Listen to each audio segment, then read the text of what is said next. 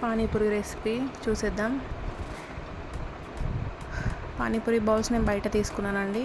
ఆయిల్లో deep fry చేయడమే, అంతే. ఇలా డీప్ ఫ్రై చేసేసి పక్కన పెట్టేసుకోవడమే.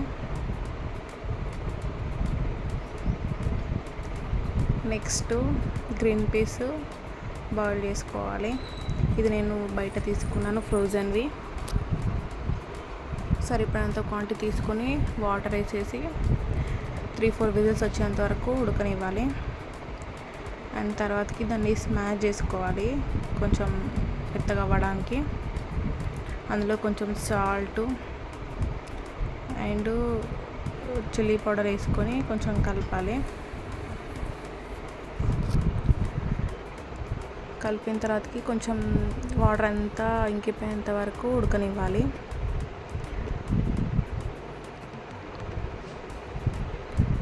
నెక్స్ట్ వచ్చేసి అల్లం, పచ్చిమిర్చి, ఇంకా నెక్స్ట్ పుదీనా, కొత్తిమీర,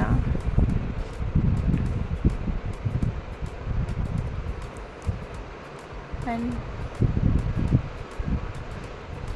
మిరియాలు, జీలకర్ర, సాల్ట్ వేసి మిక్సీ పట్టేసుకోవాలి.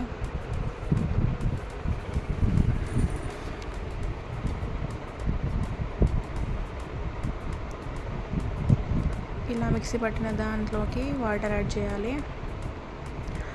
వాటర్ యాడ్ చేసి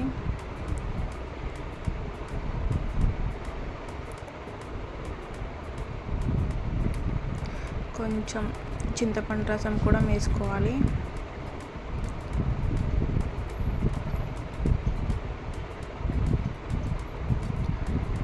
అందులోనే కొంచెం చాట్ మసాలా పౌడరు వేసుకుంటే టేస్ట్ అనేది చాలా బాగుంటుంది.